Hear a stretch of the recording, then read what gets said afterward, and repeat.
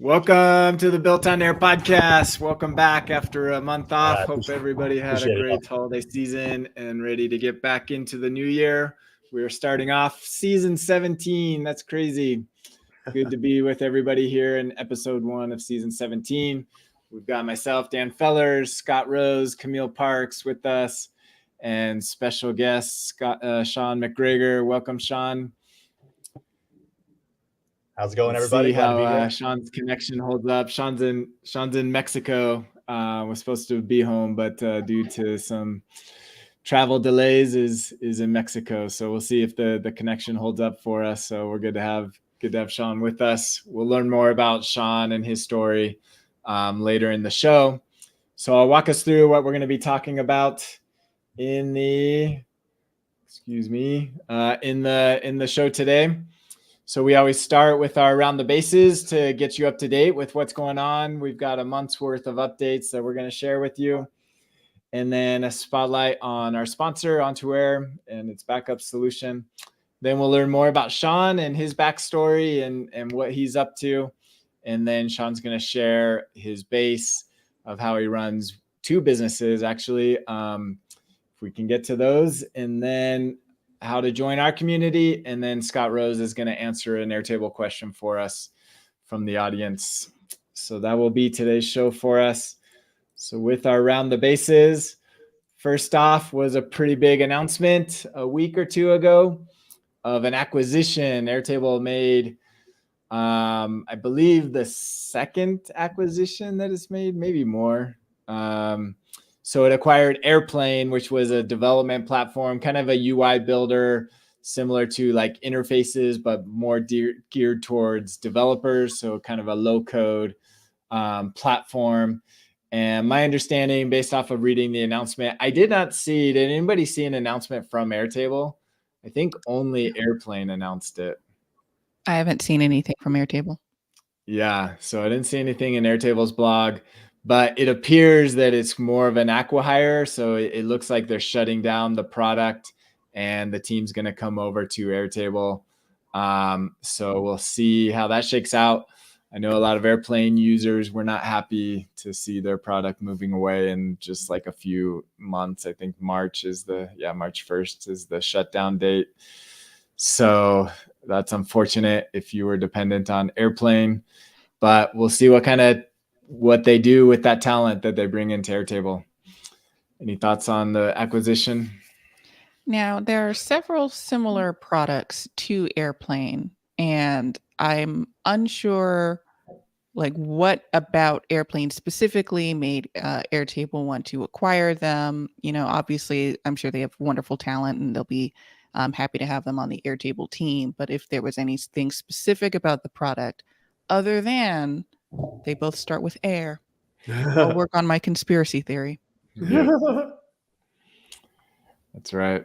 I wonder if now for people that are affected by Airplane shutting down in just 2 months, was their product something that can be replaced by NoLoco or Glide or JetAdmin or any of the portal tools, which give you some interface capability, but not a tremendous amount? Yeah.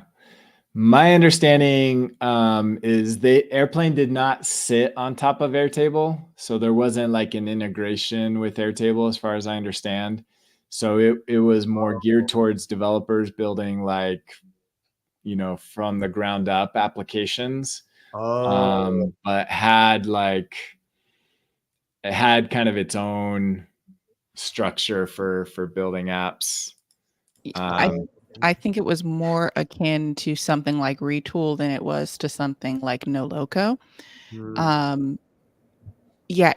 Like Dan said, I think it was more of a general purpose with no one particular data provider in mind. I think they were heavy on SQL, though, various SQL database types like Postgres and MySQL and etc. Oh, very cool. Well, yeah, it'll be very interesting to see what their team can do with Airtable. Yeah.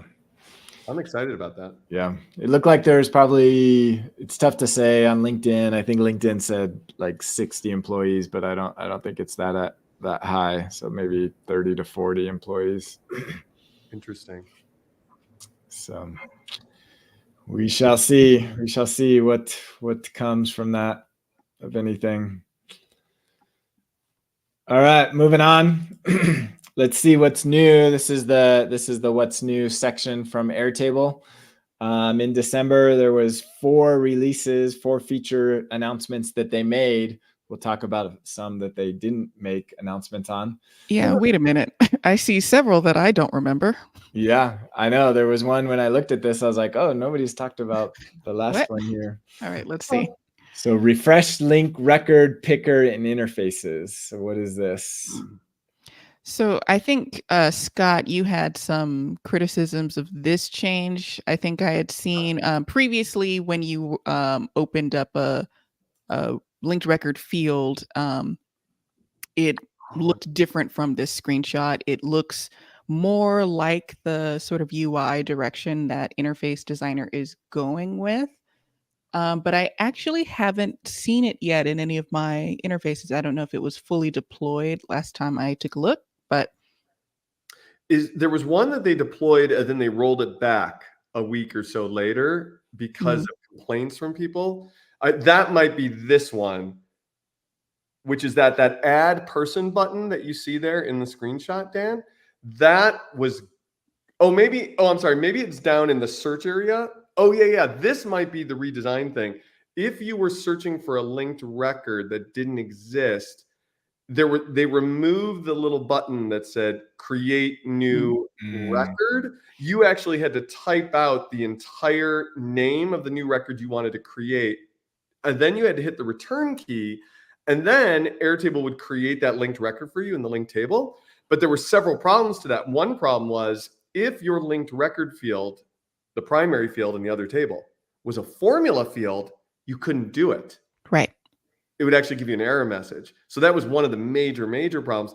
And then the other problem is without the ability to click on the button first that says add new linked record, you actually don't have the ability to see all of the fields on your screen, type them in whatever order you want. You basically have to do all the typing of the primary field first, then hit return, then you can click on it, then you can open it up, then you can edit. So it actually turns something that used to be maybe 1 or 2 steps into something that was 4 or 5 steps. So a lot of people were complaining on the forums, so they said they were rolling it back temporarily. Yeah, that was crazy. I remember that. So yeah, now featuring streamlined UI. Yeah, so this might be the initial without the rollback. Whenever you see from Airtable a streamlined UI, that's when you know it's actually more steps. Yeah, they use that term a lot. It's a more compact UI. True. It takes up less space, but yeah, if you take away buttons, that will streamline your UI, but it will also take away a feature, such as creating a new record from that table. And at least, even though there was more steps, at least you could do it if your primary field wasn't a formula field. The real problem was it completely broke people's solutions completely if the primary field in the other table was a formula field. Mm-hmm. Yeah. So this one maybe isn't live anymore. They might have pulled this one back. So let's look at the next one. Interface forms, builders can now specify a URL to redirect to after submission, and users have a new button to clear saved input. Well, okay, the first one, straightforward. Form views had this feature, and it was missing from interface forms and the other type of interface form as well. Difficult to explain the nuance between them, but they are different. So glad to see that is added. It was one of my complaints with the newer form capabilities. Glad it's there. I don't understand the clear saved input button. I can see having a clear form, just get rid of whatever is currently on the page, but saved input to me suggests a record that is saved to your database. And I don't think that's what they mean, because that would be a major Yeah. revelation if you could use a form on an existing record. That'd be a major new feature, and I feel like they would have talked about that, not clear saved input. I think it's just worded oddly. I need to test what this actually is. My Yeah. guess is that you're right. My guess is that they just chose poor words. Yeah, I think it just means the input Click that's form. in the boxes. Yeah. Right. Well, that's useful. Yeah, they don't have an image of that, so we'll have to test that out. But that is cool that they finally gave the redirect that people wanted. Yeah. Is it now feature complete or is it? I think, well, see, that's a difficult question, Dan, because again, there are 4 different types of interface of forms. So the newest type of form, I think, has every feature that the other various types of forms had. I think it is the you know, the coalesced version of all the other ones now. I think this was one of the holdouts. There might be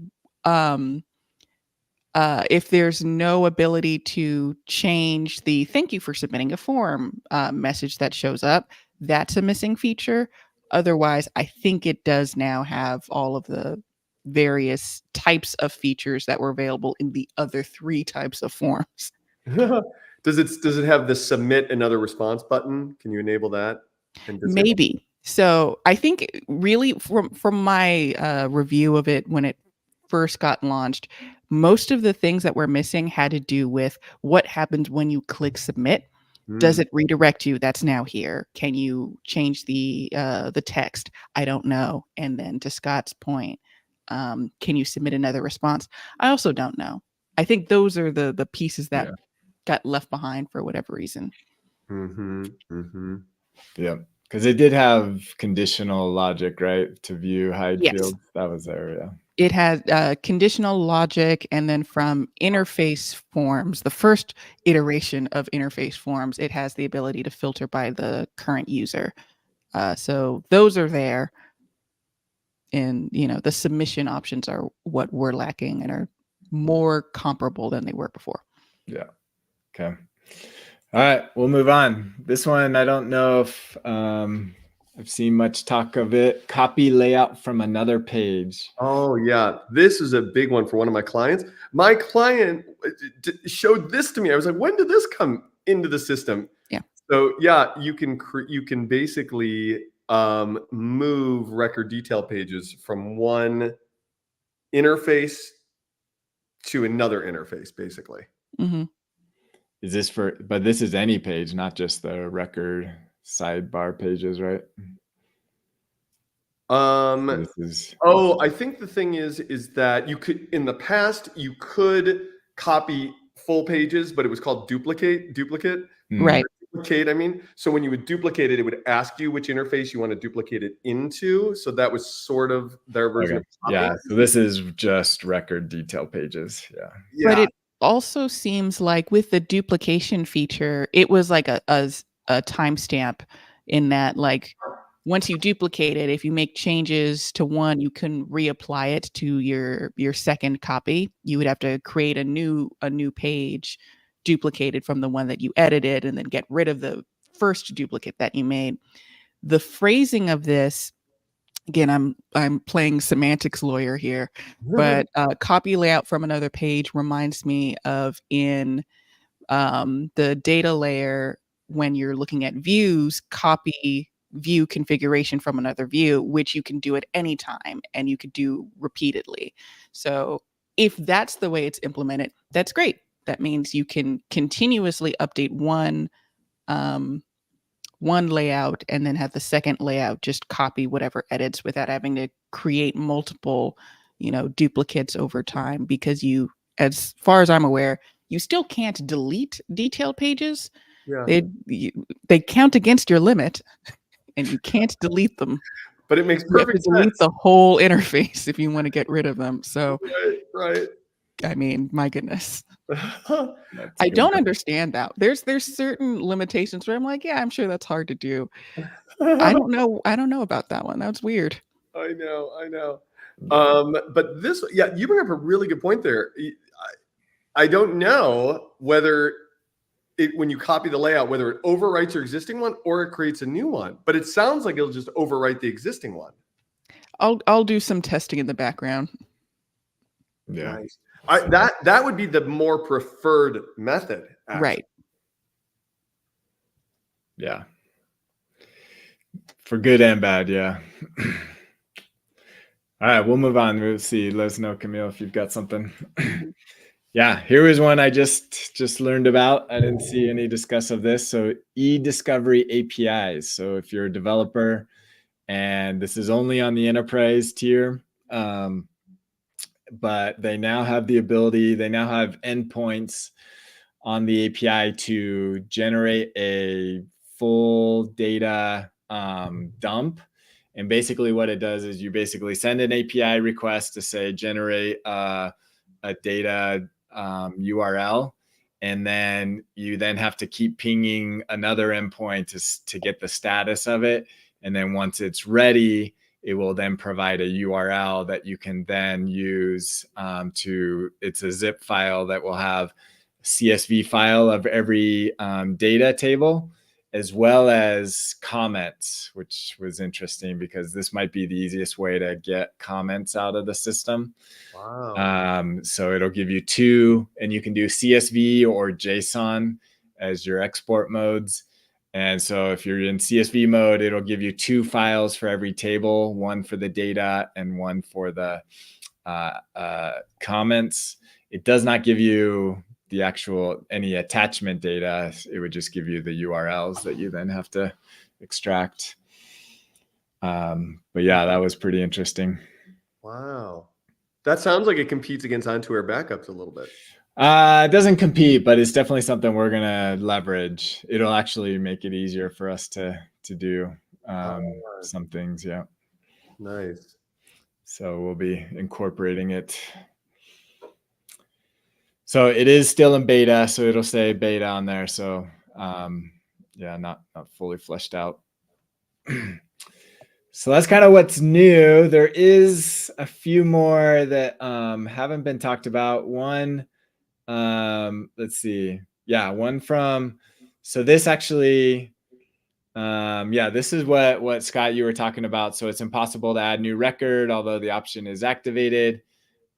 This is what they're talking about. This is, I think, where they rolled it back. Oh, are you bringing up their little hidden egg Easter egg that they drop? Right. Yeah. Explain what that is. Oh, I'm sorry. What was that, Dan? I didn't mean to cut you off. Explain what's going on. Oh, yeah. If you look at her post right there and you look at number 2, she says these changes will help unlock additional exciting features coming, such as dynamic filtering of linked records. This has been the key feature that people have wanted since the beginning of time. Even spreadsheets like Microsoft Excel and Google Sheets have this feature. Basically, what it means is if you have two different columns right next to each other, they don't have to be right next to each other, but just hypothetically. And based on what you choose in the first column, that will filter what options you see in the second column. So, for example, if you're picking a car, let's say, make and model, the first column is make, so you would choose like Toyota. When you get to the model column, it would only show you models that are Toyota models. Or if you have customers and or you have employees and the customers that they service. So if you choose the employee name in the first column, in the second column, it would only filter to show you their customers that they have been assigned to. So this is something that Smart Suite added really early on to compete against Airtable. Spreadsheets have had this for a while. Most other database apps have this. And so it's really interesting that you drop this little hint here that this is coming soon. Yeah. And this is in response to, and they did say, this is where they said that they're rolling back that update. And so they'll continue to iterate, and maybe we'll see what that looks like. A little Easter egg there. Camille, looks like you've got something to share. Yes. So I went to an interface. Let me back up. Very simple. There's a detail page. If I go to the settings for this, you'll see that I have 3 detail pages. This one is full screen. This is the side sheet, and this is a duplicate of the full screen one, because I initially chose the side sheet one and then tried to copy another detail page layout and couldn't see it. And I thought, okay, maybe it's only available if they're both the same size. So this one is a full screen duplicate of the other full screen one with several items removed. And if I go to copy another record detail layout, I still don't have anything to select from. So I don't know what I did wrong. I think you need to create a brand new interface. I think it's only for copying between interfaces, maybe. Well, that's not cool. But Sure. that might be the case if I create a brand new subsection, perhaps. But I do like the wording of this. This will overwrite the layout of the current detail page, which again suggests to me that I can have 2 different detail pages, redesign one, and then overwrite the other without having to create endless duplicates. So as soon as I get it to work, I'll be happy. Oh wait, maybe do they need to be identical? Oh, no, well, that defeats the purpose. I mean, what I meant is, do they need to be identical, like layouts ahead of time? Yeah. Well, this was a duplicate of the first one, so I expect to see it available. You know, they're the same size. They're obviously coming from the same source, etc. And I just removed the first few sections so we could see it populate with the other layout. But it's not here, so I guess we don't have time. But if you create a new interface, I wonder if it'll let you do it. I'll do that in the background. I'll just tell you if it works. Okay. Very good. Yeah, I want to make sure we've got time for our segments, so I'm just going to do one more. This was from Max yesterday. This is where I first saw it on the Facebook community. I assume this is new, that now if you have a list view in an interface, the headers are now frozen. I think they used to not be frozen, so they used to scroll. I did verify I'm seeing that on my interfaces. That's nice. So that's a new feature that just rolled out that they didn't announce. Really quickly, Scott, you are correct. It has to be copying from another interface group. So not as useful as I would want, but still pretty useful if you have several interfaces for the same base. So they should clarify that in like text on the screen or something. I would agree. But it works the way you would expect it once you go to a different interface. All right, I'm done. That's awesome. And it overwrites your existing detail layout with the other. That's awesome. Yeah. Cool. And if you, I'm sorry, really quickly, if you have on that detail page a list or a grid or whatever of the linked records of it, you can copy that list or grid's detail page that it opens to the new one as well. So it's recursive. Very cool. Awesome. All right, let's move on. We'll save a couple of these other. I think that was all the features and big news, but there's other discussions that we can talk about in another week. So let's move on. Let's talk about Onto Air. If you are running your business on Airtable, you definitely need to be following best practice, which includes backing up your data outside of Airtable. Onto Air Backups is a dedicated solution just for Airtable that will help you back up your data to Google Drive, Box, or Dropbox. We recently released the ability we are now backing up schema information. So information about your actual structure of your base, the table names, the field names, so you can now back that up. And what we added was, we add it in JSON format that is kind of industry standard. That's how Airtable provides it to us. And this will now get saved in a JSON file in your backup folder. It will look something like this. And what you can do is if you want to look at what this data represents, you can just simply copy it or download it. And then if you go into the backups, we added this new tool called Meta Viewer, and you can either upload that JSON file or paste it in. Let me copy it. And then it will show you all the information in that base. So you can see all the tables up across here, and you can click on any table. It will give you the information, and then you can see all the fields and all the views in that table. So this just shows the data layer. Airtable has not exposed interfaces or automations yet. Hopefully that will come. But you can kind of look at all the fields, see what views they're in. So a bunch of information that you can get, and all the options. It also shows formulas. Right here, you can see the formula itself. That one's not a good formula. But yeah, so very, very insightful, very helpful tool that will help you. And it's actually, if you install this inside of the Airtable itself as an extension, it makes it easy. We actually provide a script that you can run to extract your meta information. If you aren't actually even using the backup solution, you can still inspect your meta information with a free script. So useful to play with. So check that out. That's now available for all backup customers. The backup of the meta information is not available on the starter plan, but any of the other plans, it is available. So check it out at On2Air.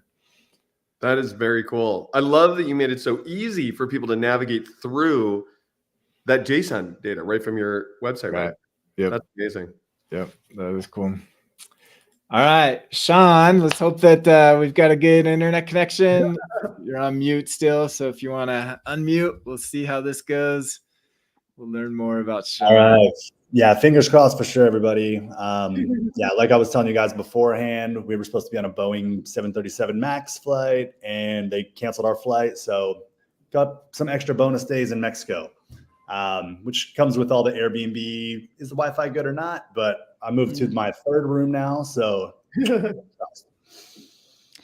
Well, thank you for joining us, and I'm sorry. Well, I'm glad you got the extra days of Bonus vacation. days, you know, no complaints.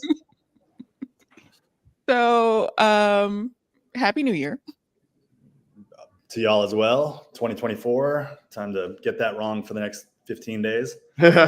So far, so good for me. I think I haven't called it 2023 yet. I know eventually I'll start saying 2022, and then that.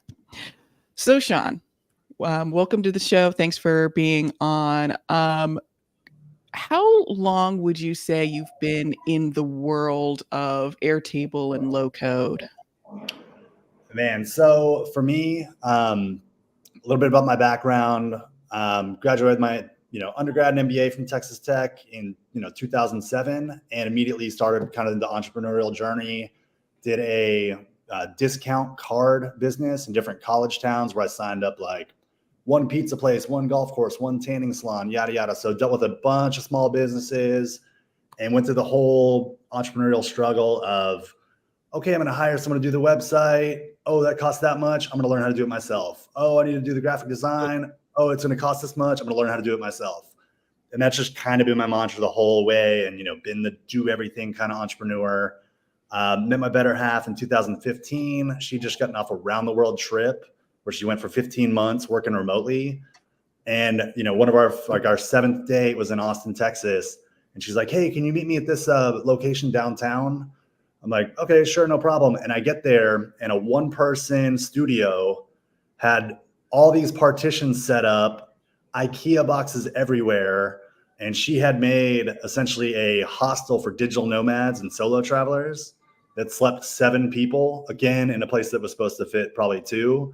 But like really quickly, I was just like, oh my God, this is amazing. And I started, helping out with that business. And, we had all these people from around the world coming and staying with us, working remotely. We had a co-working up in front.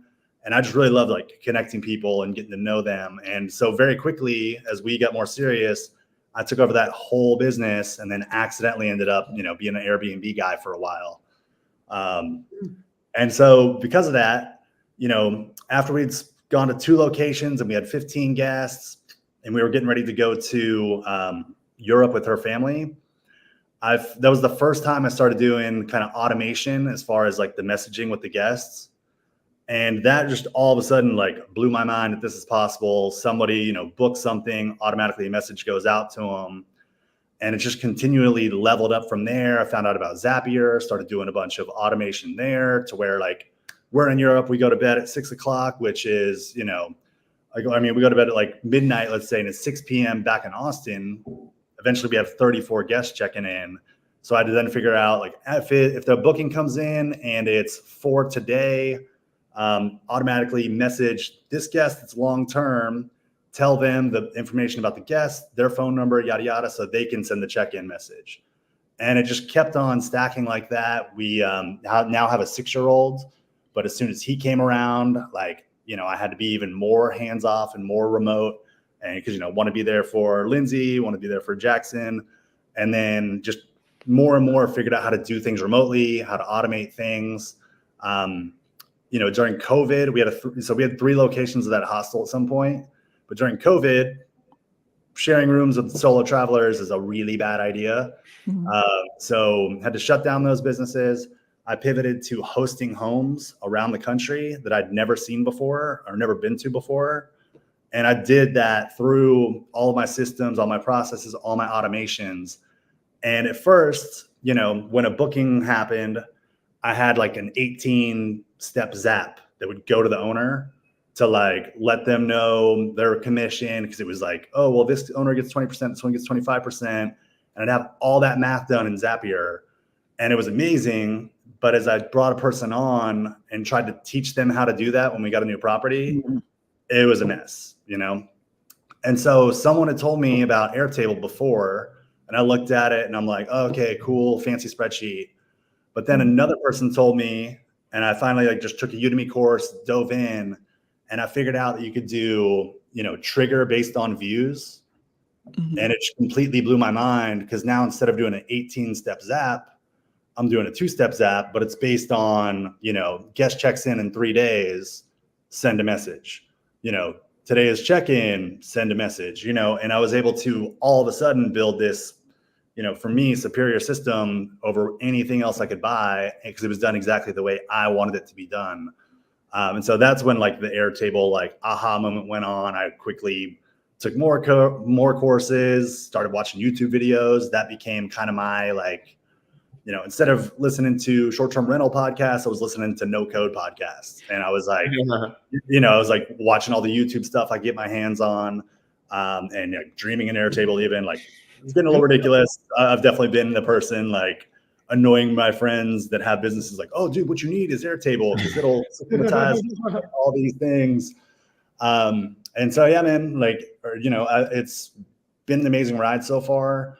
And for me, the main thing that like Airtable and these tools give is just confidence that, things are going to be done correctly, on time, every single time. And then I've brought on 3 people now to help with that business. And I've made it so simple for them to do the right thing as necessary every single time. And then any like annoying, tedious tasks, I always try to automate that and then level them up to they're working on more important things. And now I'm like, pivoting even from the short-term rental stuff, where I'm going to start trying to teach no-code concepts and tools to other people. And that's kind of the automate the annoying thing. Mhm. It's like I automate. Yeah, I was going to ask about your shirt, which is amazing. And if you make them, so, I would like one. yeah. All right, got you. I'll take care of you. But yeah, it's basically like I automate the annoying blank, and I want to try to get people to think like when they're doing an annoying task, like, oh, could this be automated? Could this be systematized? How can this be taken off my plate? Because, we all have limited time. We all have limited energy and focus. And, if you're spending all your time doing stuff that takes away your energy, then, your business is going to suffer. You're going to have burnout. You're spending less time with your family and friends. So yeah, my kind of mission is to start putting out content and helping people to learn how to automate those annoying things. That way they can get their time back work on the things that they do care about, and then just, you know, give them the systems that the big companies have always had. Because now they are more and more accessible to people that, you know, with a little bit of effort and time, you can put them in your own business. And once you know, it takes a little longer the first time, but then it works for you, you know, they're going forward. And that's like the true power, is like you figure it out one time and you're like, boom, never have to do that again. That's amazing. So there's my 20-minute short answer. Sorry about that. No, but you gave like a perfect explanation of the benefits of automation, and also when to do automation. Some pitfalls that you sometimes see people have is when they start out something, everything is automated. And you really, I think, in my opinion, you really have to understand what, if it's a business, what your business is doing, what service are you actually offering people. Deal with being annoyed for just a minute so you really understand what it is that you're doing, and then you automate it so it's not taking away your energy, as you say. But you have to understand what you're doing. If you have a bunch of wires in your hands, you know, start connecting them, it's going to do something, but it might not do the thing that you want. So I really like that you kind of laid out the whole, you know, we started a process and then we just made it more efficient over time, and also making it easier for the newer people on your team to understand what's going on. Because the concept is the same, right? What is the automation doing is the same as if it were a person doing it, but now it's happening faster, and there's likely a neat little button that says run task or something. Exactly. Yeah. I mean, in the dashboard for, you know, my teammates, like if an email is needed in a certain step, a little thing will pop up saying email needed. And so they know, okay, I need to add that. And it's based on the stage of the stay. I also have, I use a website called OpenPhone. Do y'all know that app at all? No. Okay. So that is like also another part of my no code toolkit that I absolutely love. And, you know, you talked about it a little bit, but it's important to automate. But one of my kind of core values in my company is like automate, but still personally connect. And before I had any VAs, I would, you know, personally text message the guests all their information for the Airbnbs, because, you know, not everyone is going to have the app downloaded. Not everyone's going to know how to, you know, look through the full email. They might get like a truncated text or whatever, but everyone knows how to use their cell phone. Right. And so we travel quite a bit. We work remotely, like I said. And so, you know, if you can text somebody the information, they're going to have it on their phone. They know how to use it. We just try to make it as simple as possible, include photos of, you know, the front of the house, give them the information in the timely fashion. But as you bring on people, you know, it doesn't help if it's all located in your phone, right? So what OpenPhone does is you can have you have as many phone lines as you want. You can use it on a desktop. You can use it on a mobile. Do you want me to show you real quick? Sure. Real quick. Okay. Again, fingers crossed on the whole, the whole internet thing, but. So far, so good. And then right after we can jump into your demo. Okay, cool. So yeah, OpenPhone. So these are all different phone lines. Yep. And what's amazing about this is on this, like for guests, you know, this would be all Airtable data. Like there's a first name. Here is the property address pulled in based on the property. All this information, the door code that my teammates enter goes in there. The Wi-Fi gets pulled in correctly. You know, all this information is property specific, and it feels like a personalized text. Mm-hmm. But really all my team does is they put in, you know, make sure the name is in there, make sure the check-in time is set. So it's like, if they put 11 a.m., this second half of the sentence gets changed to say, but you can actually head over after 11 today. Door code, yada, yada. So anyway, this is all a text message, but why OpenPhone is really, really great is you can click internal comment, and I can message my teammates in this thread. I can say, hey, reply, yada, yada. They copy, paste, put it in there. And then in addition to that, I have these notifications set up saying like, hey, we got a new review, download it and put it in the Google Sheet. Make sure like if the automation didn't trigger to send the check-in instructions, like if they didn't do it the normal way, they get a notification saying, hey, make sure to send this.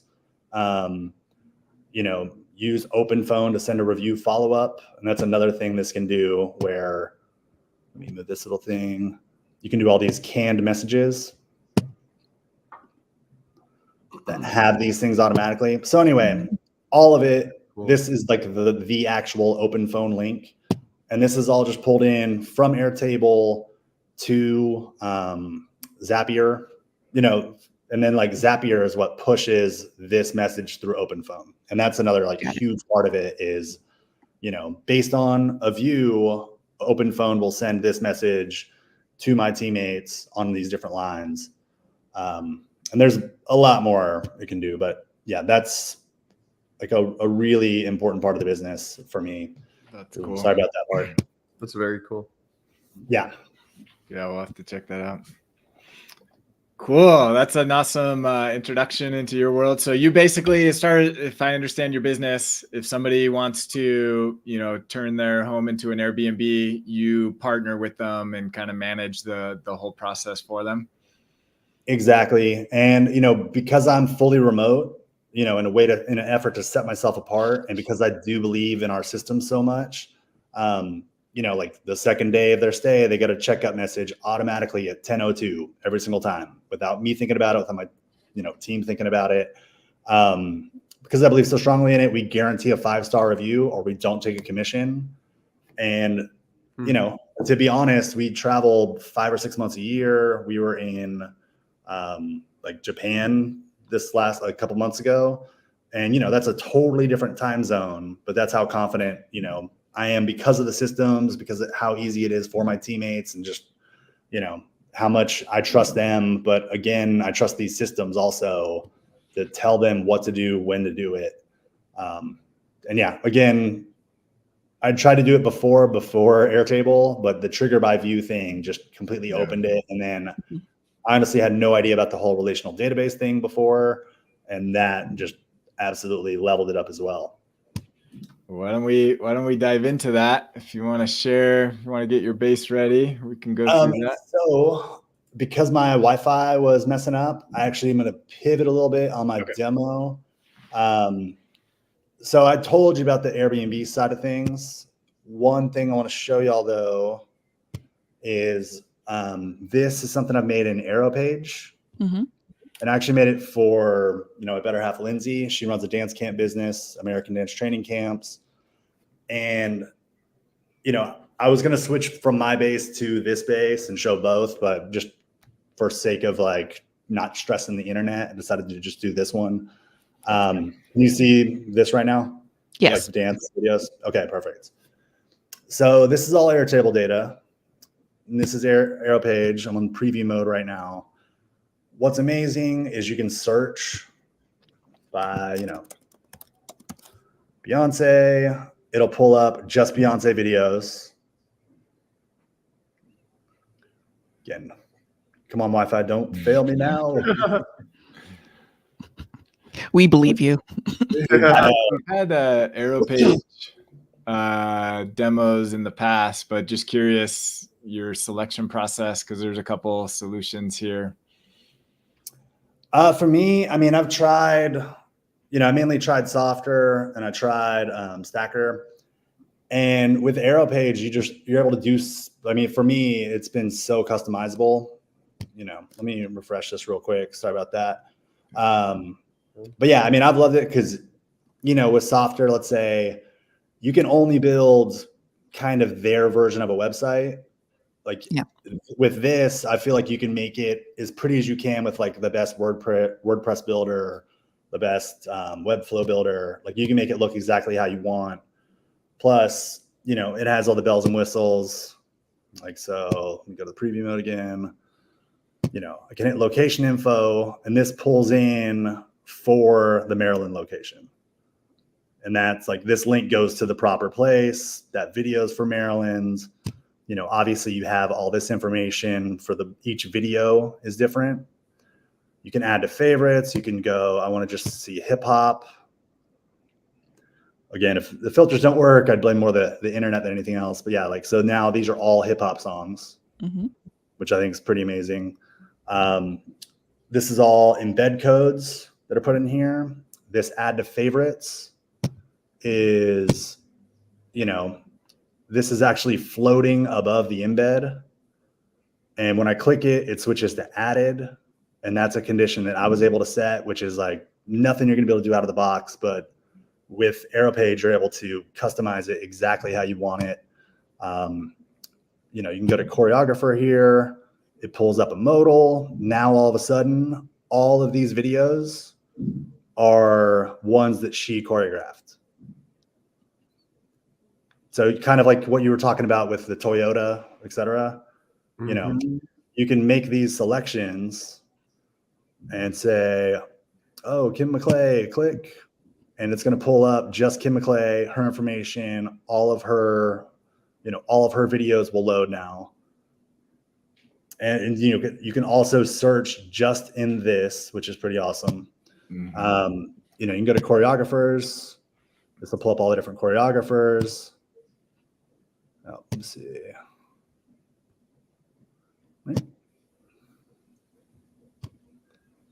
Okay, so now this is all Ellen stuff. Same thing, just her videos. More tricks that it has. This is like me logged in. So I can allow certain things to be edited. So here, Sean has bad Wi-Fi. Save. And then up here, Sean has bad Wi-Fi McGregor. Like automatically updates on the front end. And you can do that with any of these like artist titles, song titles. So that means I can give anybody access to edit something.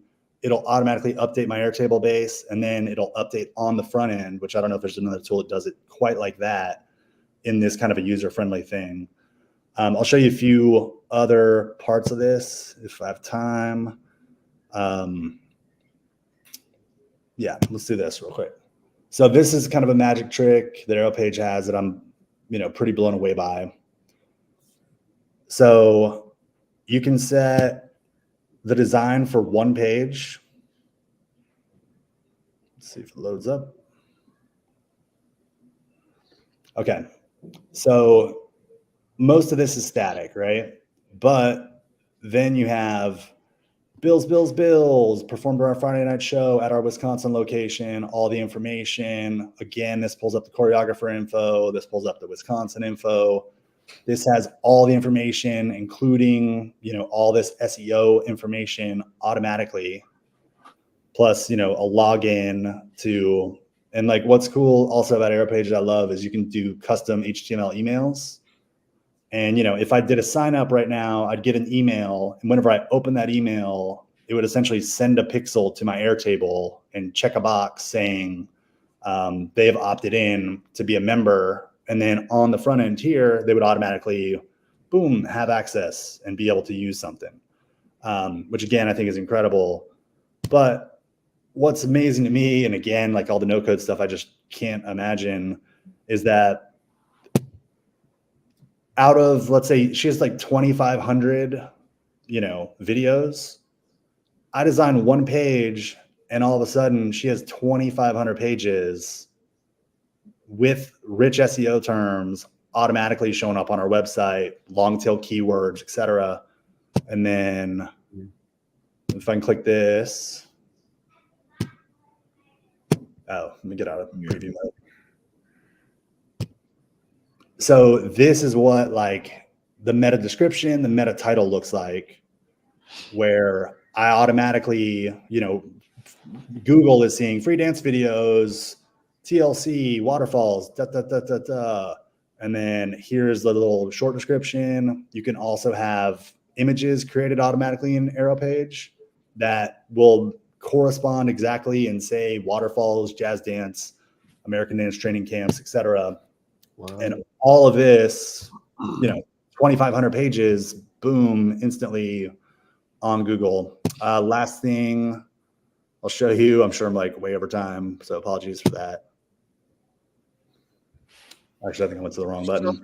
Sean, when people click that favorite button you showed us at the beginning, does Yep. that do their favorites get stored in your Airtable base, or is it Aeropage? Yeah. So so that's another thing I like about it versus some of the, like take your data solutions. Everything goes back to Airtable, to where essentially when I'm clicking those add to favorites, it's doing an array where it automatically is adding linked records into a column called favorite videos. And then that is, that is stored there. So when they load it in again, all their favorite videos are there. And it's a toggle to where if they click it again, it'll be taken off of that LinkedIn, out of that part. Does Aeropage manage the adding and subtracting from the array for you? Or do you have a script to do that? Or I'll show you what it looks like. Honestly, you can make your own variables, which is really cool. So I just named a variable. You just type in like favorite dance videos, and then it's these are cards, and they each have their ID, which is the record ID. And so you just say, use it as a toggle. When you click this, add it, and then return everything that's been clicked before with that new ID. And then if it's clicked again, remove it. And so that way, like, it keeps on stacking over and over again. This is kind of something like one of my teammates would use. Like, here's what like the builder part of it looks like. But just to show you, so this is what they would actually, like my teammates that are also helping Lindsay, they're making these thumbnails for the different videos, and they can, all this information automatically pulled in for them to where they can just copy and paste these descriptions, right? And then they upload the video screenshot, the finished thumbnail, and then because it's going into Airtable and Aeropage is using Airtable, all that information is automatically on the front end. So they're updating, YouTube with this information, but this stuff is already correct, because it's all pulled in. This is all formula stuff from Airtable. But, anything they change here, again, if they change the song or whatever, it's automatically going to,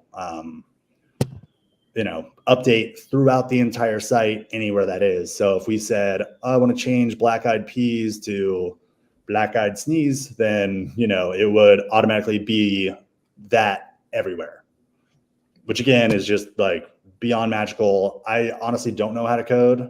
I told you I learned how to do graphic design. I learned how to do websites. I learned how to do all that. But this is something I was never, like, the actual coding part is I never got there. But because of Zapier, Airtable, Aeropage, now I feel like I can do all that stuff. that's awesome.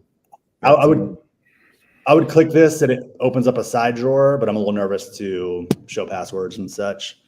But yeah, anyway, that's kind of the main thing I wanted to show. Just like, this is a new tool. It's still in beta. Like, I've been using Aeropage for about a year in beta, and like kind of going back and forth with the founder, Mike, a lot. And, adding in my like 2 cents about how things work and what would be cool to have. And, it's been amazing how much he's been able to help with all that. Yeah. I think I have this stuff. Yeah.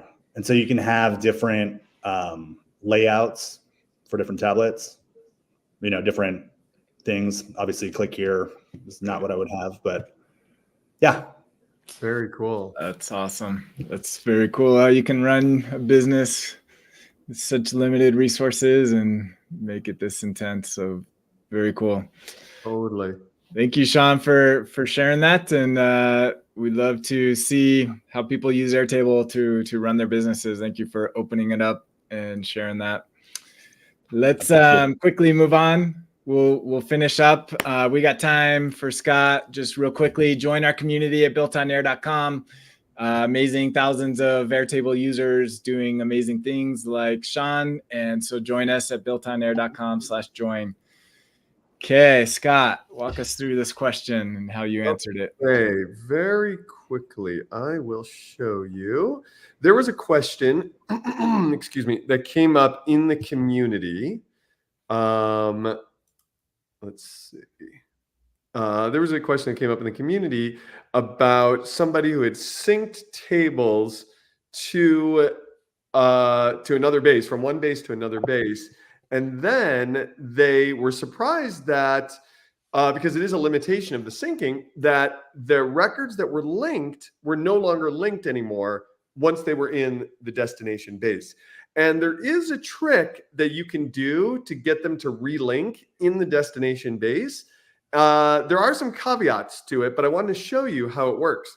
So here we have a flower order database, and I'll show you a simple version of this first, and then we'll do a more advanced version if we have time. So we have some customers here, and we have products here. And each customer, similar to what Sean was just talking about, they can favorite their favorite products from the product base, or from the product table, I mean. And so here you can see the products and which customers favorited those products. And then here you can see it from the customer's point of view. So if we were to sync these two tables, customers and products, over to another base. Oh, and by the way, you sync views, not tables. So that was a misnomer, what I just said there. So if you sync this view and this view over to another base, this is what it would look like. Here's our synced customers, and here's our synced products. Give this a second to load here. And you'll notice that the linked record field, which was right here, has turned into a single line text field. Excuse me. And in the sync products table, the exact same thing, single line text field. So there's actually a little known trick that you can do in these sync tables, which is that you can actually convert the fields. So they come in as text, but you can actually convert these to another type of field. So you can actually take this text field, and what you can do is you can change it to link to another record, and you could say, I want to link this to the sync products table. And now we'll say confirm here. You've got your links back again. Now there is a little bit of a caveat here, which is that if you go here to the sync products table, it's actually not using the previous field. It actually creates a brand new linked record field for your new link. However, you have successfully recreated the links between your two tables in your destination base. Now, one of the things that you do need to be aware of with this is that this will only work successfully if in the table that you're linking to has unique values for every single record in your primary field here. Technically, in general, the rule of thumb, the best use case is that you should be having your primary field. Typically, it should be unique, but Airtable doesn't enforce that. And there's a lot of reasons where you actually wouldn't even want it to be unique. So if you're in one of those situations where your primary field values are not unique, then you're going to have that trick actually won't work. And I'll show you real quickly where that doesn't work and how you can work around that. So let's say we go to a more advanced sync here. So this is a list of orders, and each order has a bunch of line items, and these are linked to this table, order line items. You could see that Dan ordered the exact same things on his order that Camille ordered on her order. They each have a $90 order here, and they each have the exact same 2 line items.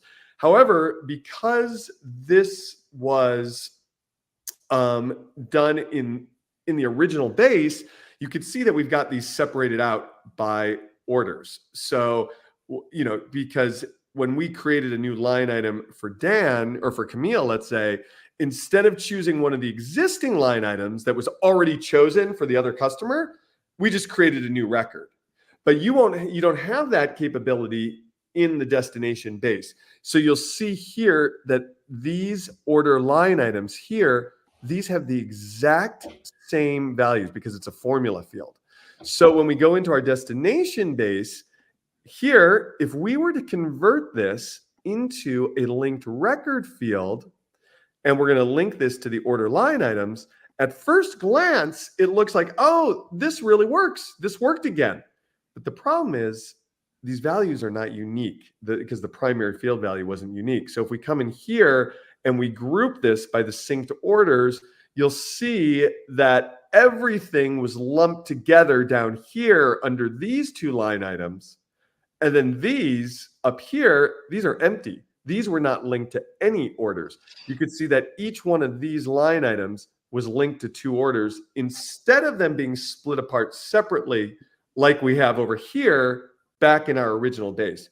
So really the solution for this is, I mean, there's a couple solutions. One is you could create your own automations, to try to relink and stuff, or you could come back into your base, your original base, and do something that makes each one of the primary fields unique. So for example, you can make this, actually have the order number as a part of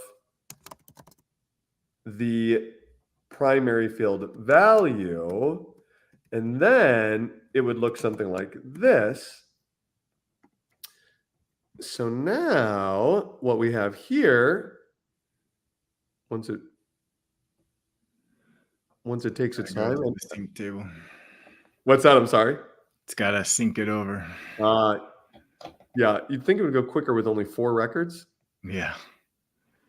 Are you also trapped in a vacation spot? Actually, me and Sean, we are actually next door to each other. No.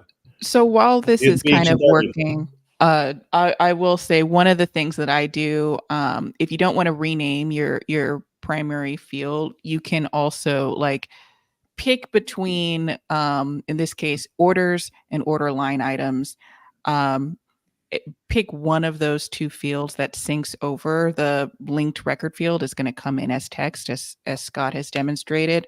I would pick order line items and sync in its order number linked record field. It comes in as text. Convert that to a the linked record field instead of the other way around, because order number was already unique, so you don't have to make that adjustment. That is a great tip. What Camille was saying is another solution, which is easier and quicker, is convert this field right here into a linked record field, and then link this back to synced orders, because the order numbers are already unique. And now this is linked in this direction. And then of course the new field is created right here. And now you've got your syncing. So that's sort of like doing it from the line items table instead of the orders table. And you can also see that, did this automatically correct? No. So basically because that's the old field. This is the old field that I created. So I'm just going to delete this. It might correct itself if you force a sync. I don't know if it finished yet. Oh yeah, let's take a look at that. Let's sync now. We'll see what happens. And sync the here, and we'll it did. It did. There we go. Thank you. It will fix itself, because when you convert the text back into a linked record field, it knows the value it's looking for, and if it doesn't find it, it's going to come in as blank. So that's another caveat. Make sure both of your synced views have all of the information, all of the line items, and all of the orders that match up to each other. Otherwise, some of them are going to always be blank. But because it is a formula, and because the formula was also updated in the synced record table, it will fix itself eventually. Love it. Whenever it resyncs. I love it. The other caveat I'll say is also be careful with commas in your primary field. God, yes. Dear God. Good. So this is a very useful trick, and I use it all the time. But yes, Dan, what Dan pointed out is the one thing that will throw you through a loop. Don't use commas. Right. Because it'll- Sometimes if you have commas, what I do is I'll sync in the original tables link, the record ID of the original record, and use an automation to link them back and forth rather than converting the field, because it's the only way to guarantee that the only commas in that field are the ones actually separating records. A lot right. of times you're not going to have that issue, but if you have commas in your primary field, then yeah, my goodness. Right. And that's the whole problem to begin with, is that Airtable changes record IDs in the sync table. Yes, it's a new base, it's a new table, and therefore it has a new unique identifier. So I typically sync in what the original record ID was, and then have the synced table ID also there, just in case I wanted to, for whatever reason. That's a great way of doing it also, is use the record IDs. Yeah, I was actually going to show the record ID trick also, but we don't have enough time to show that. Yeah. We'll do it next time. We'll do it next time. Awesome. Thank you for sharing that, Scott. And Sean, thanks again for coming on. Really excited to see how you grow your business, and we'll have you on in the future and check out some updates when you're back in the States. So thank you for coming on. I'd love to. More stable internet next time, I promise. Good. Well, it's working fine now. Yeah, it was good. It The held real up. all-stars are Lindsay and Jackson in the bedroom way over there. So Yeah. Very cool. And that's today's show. We'll be back next week. So join us then. Take care, everyone. Thanks, you guys. thanks, y'all. Bye-bye.